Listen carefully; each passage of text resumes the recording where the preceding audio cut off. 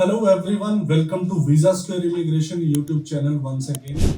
आज के जिस टॉपिक पे हम बात करने वाले हैं वो टॉपिक है कि यूरोप की ऐसी कंट्रीज जिनकी जाने की कॉस्टिंग भी कम हो, सब अफोर्ड कर सके उसको, आईएलटीएस की रिक्वायरमेंट भी ना हो और वीजा सक्सेस रेट भी 99 टू 100%।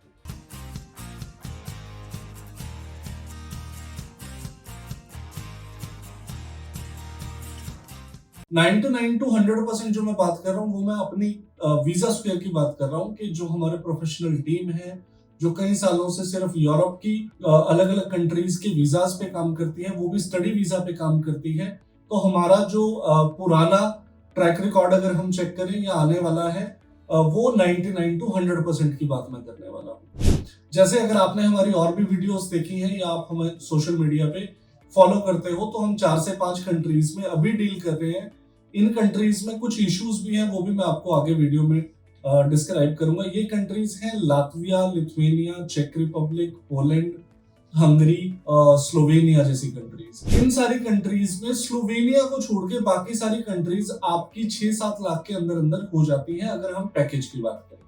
अगर कोई स्टेप बाय स्टेप करता है कि सारी फीसिस वो अपने खुद पे करता है तो आप मान के चलो 1 से 1.5 लाख रुपया उसका और भी बच जाता है इसमें। तो वापस टॉपिक पे आते हैं। इन कंट्रीज में लातविया, लिथुआनिया और हंगरी ऐसी कंट्री है जो बेसिकली हरियाणा पंजाब के स्टूडेंट को लेती है। इसके अलावा अगर हम बात करें पोलैंड की, पोलैंड बहुत सिलेक्टेड बच्चे लेती है हरियाणा पंजाब से।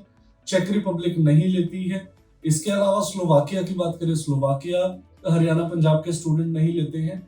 ऐसी और भी यूरोपियन कंट्रीज है जो कम बजट वाली हैं, बट वो हरियाणा पंजाब के स्टूडेंट्स को उतनी प्रेफरेंस नहीं देते जितने वो साउथ इंडिया के स्टूडेंट्स अगर होते हैं उनको प्रेफरेंस देते हैं। यूरोप के केस में हमने एक चीज ऑब्जर्व करी है इतने साल के एक्सपीरियंस से कि यूरोप में जितने हमारी गाइडलाइंस हैं, कुछ पैरामीटर्स हैं, अगर हम उनको ध्यान में रख के अपने डॉक्यूमेंटेशन रेडी करते हैं तो बहुत कम चांसेस होते हैं रिजेक्शन के। जैसे अगर हम बात करें कनाडा की या ऑस्ट्रेलिया की, उनमें हमने बहुत बार सुना भी होगा, अपने फ्रेंड्स का देखा भी होगा।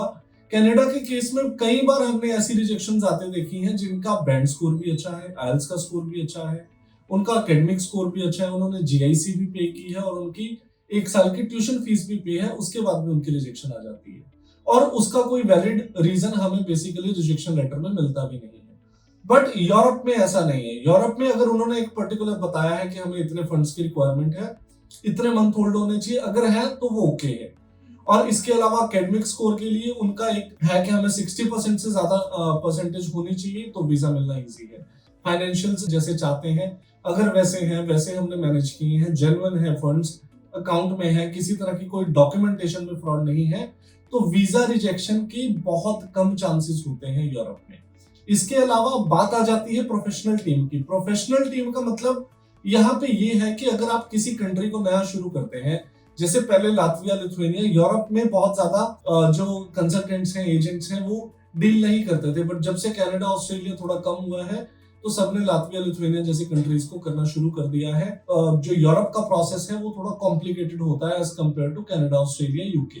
तो यहाँ पे बहुत सारी ऐसी मिस्टेक्स हो रही हैं जो नए एजेंट जिन्होंने करना शुरू किया है, जिससे बच्चे का फ्यूचर इम्पैक्ट होता है। उसके बाद वो स्टूडेंट हमें अप्रोच करते हैं, फिर हमें जीरो से उसकी फाइल पे सारा काम करना पड़ता है और उसके बाद वीजा सक्सेस आता है। मुझे लगता है आप उसी एजेंट से अपनी फाइल लगवाएं जिसका 3-4-5 साल से यूरोप का एटलीस्ट एक्सपीरियंस है, क्योंकि यूरोप का प्रोसेस कॉम्प्लिकेटेड है, इसका इजी प्रोसेस नहीं है। और यहाँ पे जो पैरामीटर्स हैं, अब बहुत सारे एजेंट्स को या बहुत सारी ऐसी फाइलिंग टीम्स लोगों की जिनको पता ही नहीं है कि हमें फंड्स की रिक्वायरमेंट कितनी है, फंड्स किसके अकाउंट में होने चाहिए, कैसे होने चाहिए, फंड का सोर्स दिखाना है या नहीं दिखाना है।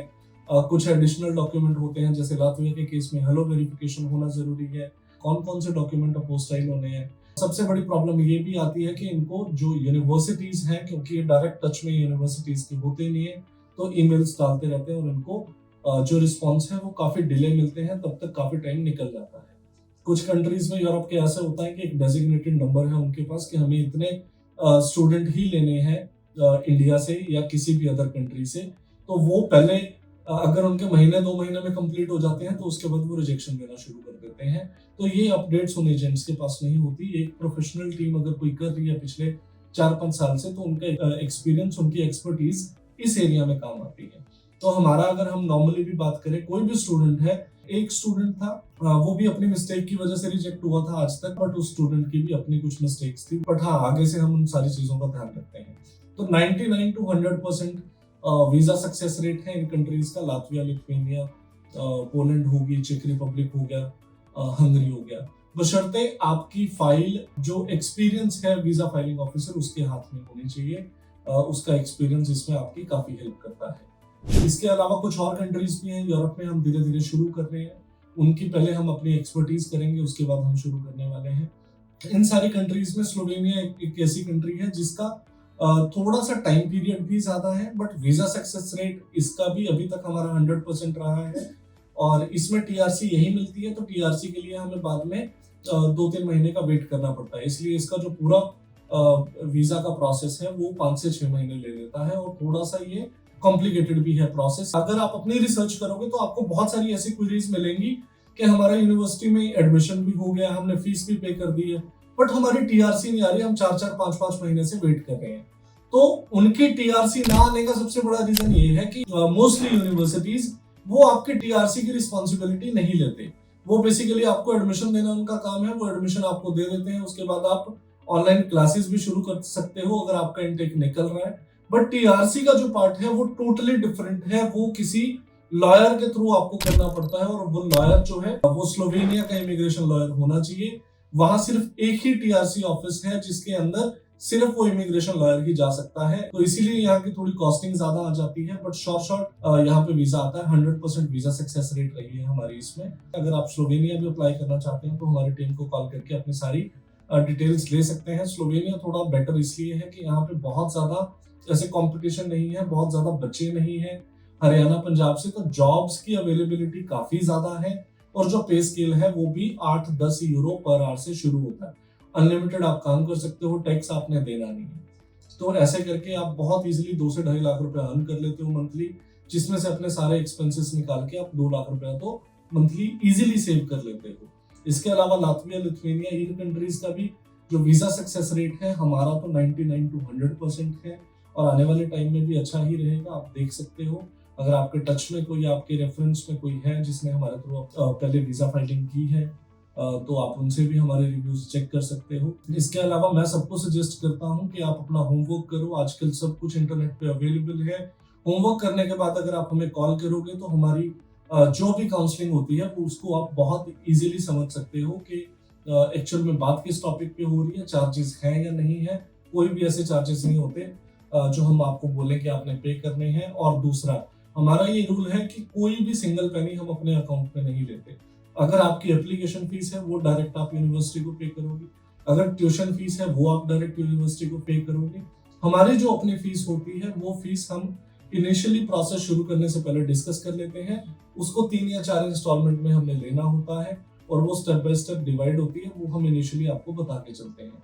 उसके अलावा कोई भी ऐसे एक्सपेंसेस कभी भी नहीं होते कि इनिशियली हमने आपको एनरोल कर लिया और उसके थोड़े टाइम बाद हम आपको बोले कि आपको 20,000 यहाँ पे करने हैं, 30,000 यहाँ पे करने हैं।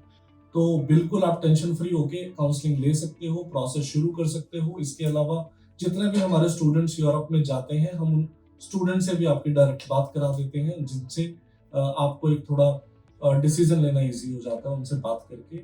और किसी भी यूरोपियन कंट्री में अगर आप वीजा स्क्वायर के थ्रू जाते हो तो हमारे वहाँ बहुत सारे ऑलरेडी बच्चे सेटल हैं, जो अपनी यूनिवर्सिटीज में पढ़ाई उनकी कंटिन्यू चल रही है। वो स्टूडेंट आपकी जाने के बाद एयरपोर्ट से पिकअप, आपकी अकोमोडेशन और इवन आपकी जॉब में भी असिस्टेंस आपको प्रोवाइड कराते हैं। ये फ्री ऑफ कॉस्ट रहता है। इसमें अगर होते हैं तो बहुत मिनिमल से 2-5 हजार रुपए होते हैं, इससे ज्यादा नहीं होते। Thank you so much for your time, keep watching.